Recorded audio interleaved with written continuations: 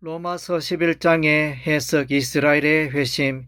이 신비는 이방인의 충만한 수가 들어오기까지 이스라엘에 드러는 오동하게 된 것이라. 그리하여 온 이스라엘이 구원을 받으리라.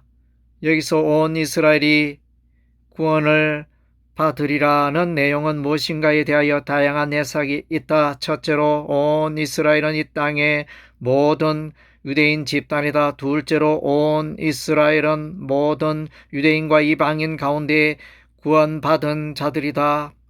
셋째로 온 이스라엘은 장차 구원받게 될 이스라엘 민족 개개인이다. 여기서 셋째 견해가 가장 타당하다. 즉 온 이스라엘은 이스라엘 민족의 집단적인 회심을 가리키기보다는 택함 받은 이스라엘 민족 가운데 다수가 회심하여 구원받게 될 것을 말한다. 칼빈은 온 이스라엘에 대하여 이방인들과 유대인들이 구원에 참여한 것으로 해석하고 있다. 크린펠드는 온 이스라엘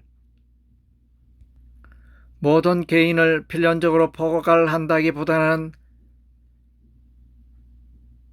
이스라엘 민족 일반을 가리킨다고 말한다. 루터는 온 이스라엘을 이방인들의 충만한 수와 상하는 택함 받은 유대인의 수로 이해하였다. 박윤서는 온 이스라엘을 개인적으로 빠짐이 없는 총수를 가르치지 않고 이스라엘 민족 중 구원받은 자들의 총수를 가리킨다고 하였다. 이상근은 온 이스라엘을 이스라엘 민족 모두가 구원받는 것을 말하는 것이 아니라 이스라엘 민족 가운데 구원을 받는 자가 있다고 해석한다. 존머리는 온 이스라엘은 하나의 국민으로서의 이스라엘 다수의 구원이라고 하였다. 그리고 그는 종말에 가서 모든 이스라엘이 다 회심할 것을 의미한다고 해석해서는 안 된다고 하였다. 복음에 대하여 완악한 이스라엘로 인하여 복음의 은혜가 이방인으로 향하였다.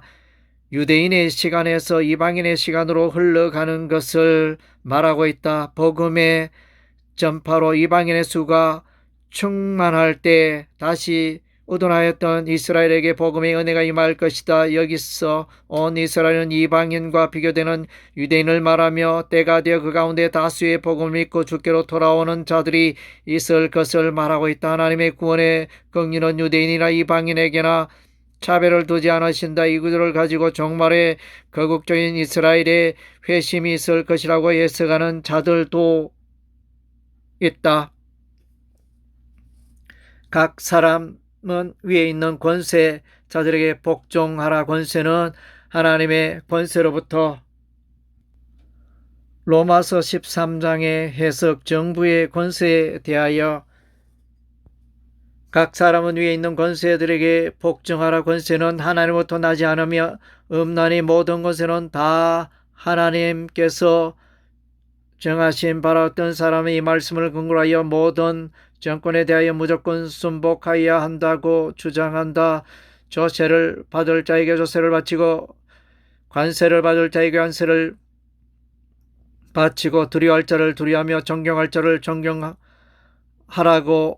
한 것은 그리스도인이 마땅히 알리다. 루터는 교회와 국가를 동시에 섬겨야 한다고 말한다. 여기서 사도는 그리스도인들이 세속적 통치를 침해해서는 안 된다고 가르친다. 왜냐하면 이 두 제도는 둘 다 하나님께 속한 것이기 때문이다. 교회는 속사람 및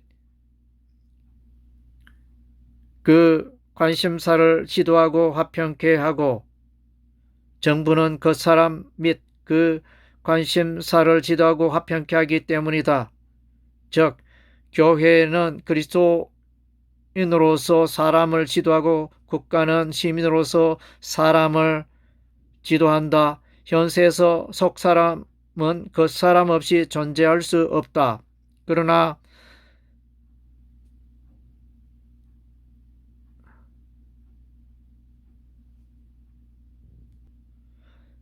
그러니까 믿는 자는 은혜의 나라와 관세의 나라 이 두 나라를 동시에 이 두 나라를 통해 그리스도를 섬긴다. 칼빈은 세상의 통치 권력은 기본적으로 하나님께서 주신 권세 힘으로 순종해야 함을 주장한다. 물론 독재 정치와 불공평한 권위는 임명받은 정부가 아니지만 그래도 통치권은 인류의 안녕을 위해서 하나님께서 정하신 것이다. 그러므로 전쟁을 방지하고 다른 악의 대책을 추구하는 것이 합법적인 만큼 사도는 우리에게 자발적으로 위정자들의 권리와 권위를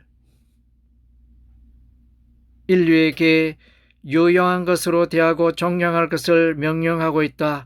그러나 불의한 정권에 대해서는 그러하지 아니하다. 국가 권력에 무조건 복종해야 한다는 것은 타당하지가 않다.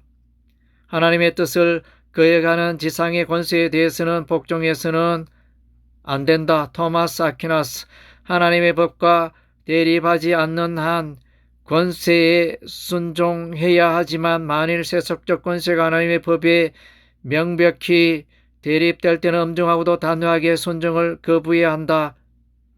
크랜필드. 악행을 삼는 불의한 몇몇 군주들의 명령에 가능한 한 복종해야만 한다고 인정하며 납득시킬 수는 없으며 온당한 왕들에게 사랑과 존경을 바치는 데 못지않게 폭군을 정오와 저주로 모멸하는 것은 언제나 인간 속에 있는 타고난 감정인 것이다. 칼빈의 기독교 강요. 예루살렘 공회가 사도들에게 경과 여르되 도무지 예수 이름으로 말하지도 말고 가르치지도 말라 하였으나 베드로와 요한은 하나님 앞에서 너희의 말을 듣는 것이 하나님의 말씀을 듣는 것보다 옳은가 판단하라 하며 그들의 명령에 순종하는 것을 거부하였다. 로마서 16장 해석문안 인사. 한 번도 로마에 간 적이 없는 바울이 어떻게 로마의 사람을 이렇게 많이 언급하고 있을까 하고 많은 사람들은 의문을 표시한다. 그래서 여기에 등장인물은 로마의 사람들이 아니라 에베소의 사람들이라고 주장하기도 한다. 고린도에서 바울과 함께 동역하였던 브리스길라와 아굴라는 에베소로 이동하였다. 그들은 거기서 알렉산드리아 출신의 아볼로를 만났고 그에게 하나님의 도를 가르쳤고 복음의 말씀에 눈이 열린 그를 아가야의 고린도의 복음 사역자로 파송하였고 이후에 아볼로는 고린도 교회에 상당한 영향을 끼친 인물이 되었다. 클라우디오 로마 황제의 죽음으로 유대인의